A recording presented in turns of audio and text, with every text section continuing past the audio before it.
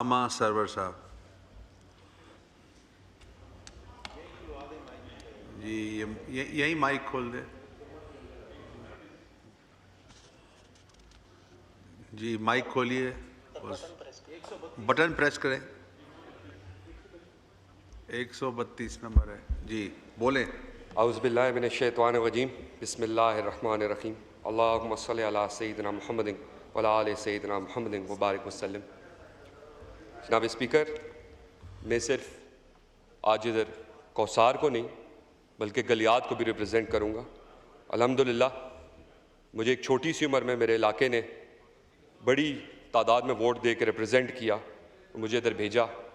तो आज अगर मैं उनके मसाइल की बात ना करूँ तो उनके साथ नाइंसाफ़ी होगी। मैं बजट पे भी बात करूँगा मगर अपने लोगों के मसाइल पे ज़रूर बात करूँगा। उससे पहले जनाब स्पीकर, एज़ अ मुसलमान, एज़ अ पाकिस्तानी, हम सब को ईरान और गज़ा के लिए खड़ा होना चाहिए। और ये एज़ अ मुसलमान हम सब पे फ़र्ज़ है कि एक ह्यूमन ग्राउंड्स पे उनके साथ जुल्म हो रहा है, ज़्यादती हो रही है और हमारी तरफ से एक बहुत बड़ा रिएक्शन आना चाहिए और पूरे मुसलमान ममालिक को इस चीज़ पे रिएक्शन देना चाहिए कि पहले ये गाज़ा में था, कल ईरान पे है, कल पाकिस्तान भी हो सकता है। इसलिए आज हम सब को उनके साथ खड़ा होना चाहिए। जनाब स्पीकर, मेरा जो हलका है जिसे मैं बिलोंग करता हूँ उसको एक वीकेंड स्पॉट खाली ना समझा जाए। मैं चाहता हूँ मेरे हलके को एक मॉडल हिल स्टेशन बल्कि एक डिस्ट्रिक्ट का ऐलान करना चाहिए, मॉडर्न डिस्ट्रिक्ट का ऐलान करना चाहिए कि मेरे लोगों के मसाइल उजागर हो सके। मेरे लोग इस टाइम बहुत मसाइल फेस कर रहे हैं क्योंकि इस टाइम हमें खाली एज अ टूरिस्ट स्पॉट देखा जाता है, मगर मैं चाहता हूँ कि हमारे लोगों के मसाइल सुने जाएँ, उनको समझा जाए और उनके लिए आसानी की जाए। इसी तरह जनाब स्पीकर, मेरे हलके में बहुत बड़ी तादाद नौजवानों की है। उनके लिए हमें एंटरप्रेन्योरशिप के रास्ते खोलने चाहिए और उनके लिए ग्राउंड्स की ज़रूरत है। इस पे हमें काम करना चाहिए कि मेरे लोग बहुत टैलेंटेड हैं, उनको हम आगे ला सकें। पहाड़ एक बहुत खूबसूरत इलाका है, इस चीज़ पे हमें काम करना पड़ेगा। जनाब स्पीकर, मेरा जो हलका है इसमें मरी, कोटली सतियाँ, कहूटा और कलर है। हमें चाहिए कि इधर क्लाइमेट लर्निंग सेंटर्स हो कि लोगों को क्लाइमेट चेंज का मतलब समझ आ सके। हमारे मोस्टली लोगों को आज तक क्लाइमेट चेंज का मतलब नहीं पता। हमें चाहिए कि उधर क्लाइमेट चेंज सेंटर्स हो कि लोगों को हम बता सकें कि आप किस तरह क्लाइमेट के ऊपर वर्क करेंगे और इसमें किस तरह बेहतरी ला सकते हैं। जनाब स्पीकर, अगर इधर मैं अपने कायद मोहम्मद नवाज शरीफ साहब और अपनी CM मरियम नवाज साहिबा की बात ना करूं तो ये ज्यादती होगी। उनने पंजाब में इस पर एक मेजर डिफरेंस डाला।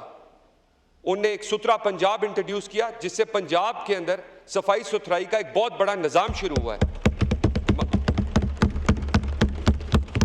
मगर मैं चाहूँगा स्पीकर साहब कि हमारा जो इलाका है कौसार, उसके लिए एक वीकेंड मखसूस किया जाए जिसका नाम रखा जाए क्लीन एंड ग्रीन कौसार, जिसमें आप डिफरेंट TV एक्टर्स, पॉलिटिशियंस को बुलाएं कि लोगों को बता सकें कि एक हिल स्टेशन के लिए सफाई सुथराई और एनवायरनमेंट के लिए कितना बेहतरीन हो सकता है और ज़रूरी है।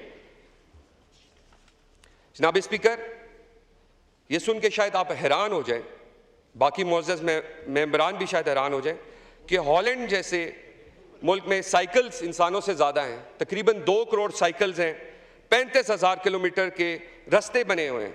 इसी तरह हमारे दोस्त ममालिक चाइना में बहुत बड़ी तादाद लोगों की जो साइकिल्स इस्तेमाल करते हैं। अफसोस के साथ पाकिस्तान में किसी हिल स्टेशन या किसी सिटी में अभी तक इस पे काम नहीं हो सका। जनाब स्पीकर, मेरा जो हलका है इसको लोग एक हिल स्टेशन खाली देखते हैं या पहाड़ी ज़िला देखते हैं, मगर ये एक नेचर ब्रांडिंग लेबोरेटरी है। इसको अगर हम टेक्नोलॉजी और रवायात के साथ जोड़ के आगे लेके आएँ तो लोगों के लिए बहुत बेहतरीन हम एक सियाहती नया निज़ाम तैयार कर सकते हैं जिसमें पाकिस्तान शायद नंबर 1 पे भी आ जाए। इस पे हमें काम करना चाहिए और ये बहुत ज़रूरी है। जनाब स्पीकर, मेरे हलके का इस टाइम सबसे बड़ा जो इशू है वो पानी और फॉरेस्ट कटिंग है और इसकी रीज़न ये है फॉरेस्ट कटिंग की कि हमारे पास गैस नहीं है। मैं चाहूँगा कि मेरे पीएम साहब इस पे नोटिस लें कि अभी तक हम 2025 में हैं, हमारे इलाके में गैस, पानी और बिजली पे अभी तक लोग रो रहे हैं। और फॉरेस्ट कटिंग एनवायरनमेंट के लिए बहुत ज़रूरी है। और फॉरेस्ट कटिंग की मेजर वजह गैस है कि अगर हमारे इलाकों में गैस दी जाए तो शायद फॉरेस्ट कटिंग कम हो जाए और एनवायरनमेंट में बहुत बड़ा हेल्प होगा। और इस वजह से आपका टूरिज्म गिरना शुरू हो गया क्योंकि लोग जंगलात देखने आते हैं, मौसम देखने आते हैं। तो हमें इस पे बहुत काम करना पड़ेगा।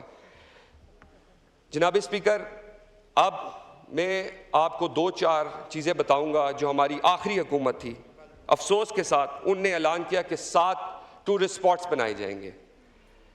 हमने स्वात में चाइना कटिंग ज़रूर देखी, हमने मरी में कंक्रीट के पहाड़ ज़रूर देखे, हमने गलियात में कंक्रीट के पहाड़ ज़रूरी देखे, मगर अफसोस के साथ हमने वो 7 टूरिस्ट स्पॉट नहीं आज तक देख सके।